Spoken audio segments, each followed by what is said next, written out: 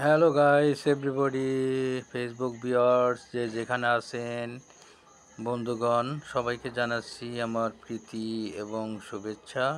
চলে এলাম ঘুড়ি ওড়ানোর জন্য খোলা মাঠে।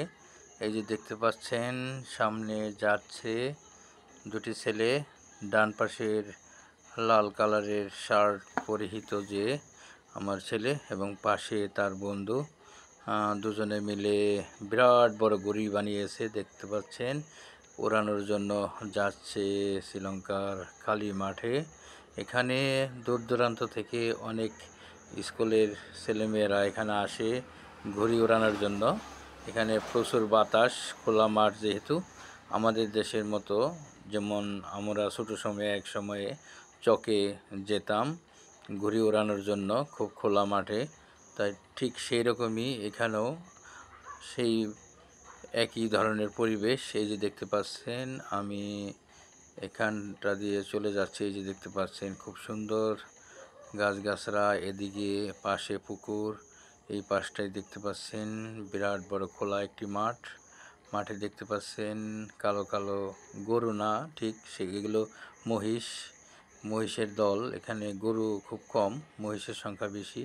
এই যে দেখতে পাচ্ছেন, আমি আর একটু সামনে গিয়ে আপনাদেরকে দেখাচ্ছি। এই যে দেখতে পাচ্ছেন মহিষের দল এখানে ঘাস খাচ্ছে খোলা মাঠে। চতুর্দিকে খুব সুন্দর একটি মনোরম পরিবেশ। চতুর্দিকে মাঠের নারিকেল গাছ দ্বারা পরিবেষ্টিত, খুবই সুন্দর। আকাশ মেঘাচ্ছন্ন, বৃষ্টি হবে হবে ভাব। এমন একটা আমেজে চলে আসলাম আপনাদের মাঝে ভিডিওটি দেখাবার জন্য। সাথেই থাকুন, যে পর্যন্ত ঘুড়ি আকাশে না উড়ে সে পর্যন্ত আমার সাথেই থাকুন। আমি হেঁটে হেঁটে যাচ্ছি, হয়তো একটু অসুবিধা হচ্ছে ভিডিও করতে, লড়াচড়া বেশি করতেছে, আসলে গেমবল নাই তো খালি হাতে। তো যাই হোক, যতটুকু সম্ভব আমি আপনাদেরকে দেখাচ্ছি, আপনারা দেখতে থাকুন, কোথাও যাবেন না, ভিডিওটি শেষ করুন, খুবই ভালো লাগবে আশা করি। এই যে দেখতে পাচ্ছেন আমি এখানে আছি, এখানে পাশে একটা জলাশয়, খুব সুন্দর এখানে পানি। এই যে দেখতে পাচ্ছেন খুব সুন্দর সিনারি। আর এই যে দূরে যে গাছগুলো দেখতে পাচ্ছেন আপনাদেরকে দেখাচ্ছি, সেই গাছের ভিতরে হাজার হাজার বাদর। দিনের বেলা বাদর ভর্তি থাকে গাছগুলোতে, সন্ধ্যা হলে বের হয় এখানে থেকে। আমি আরেকটু সামনে নিয়ে আপনাদেরকে দেখাবো। এই যে দেখতে পাচ্ছেন মহিষের দল। আমি এখানে দাঁড়িয়ে আছি, এদেরকে সাইড দিতেছি যাওয়ার জন্য। খুবই সরু রাস্তা,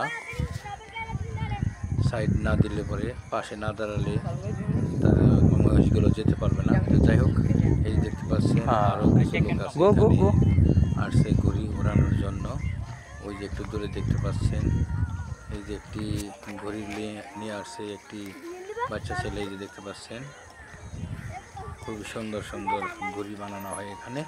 বিশেষ করে এখানে কিন্তু কাগজ দিয়ে বানানো হয় না, আমাদের দেশে যেমন আমরা কাগজ দিয়ে বানাই, এখানে বেশিরভাগই পলিথিন দিয়ে বানায়, প্লাস্টিক দিয়ে। এই দেখতে পাচ্ছেন একটা মহিলা, সেও তার বাচ্চাকে নিয়ে আসছে এখানে ঘুড়ি দেখানোর জন্য ফ্যামিলি। এই যে দেখতে পাচ্ছেন এই যে বড় একটা ঘুড়ি দেখতে পাচ্ছেন।